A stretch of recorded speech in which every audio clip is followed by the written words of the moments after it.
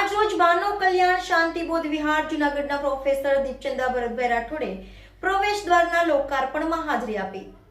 Reporter Girish Chorwada, NN news, Junagadh. આડાવડા વ્યવસ્થા ન આપણી બગડે. આપણે જે પ્રસંગે ભેગા થયા છે એ પ્રસંગ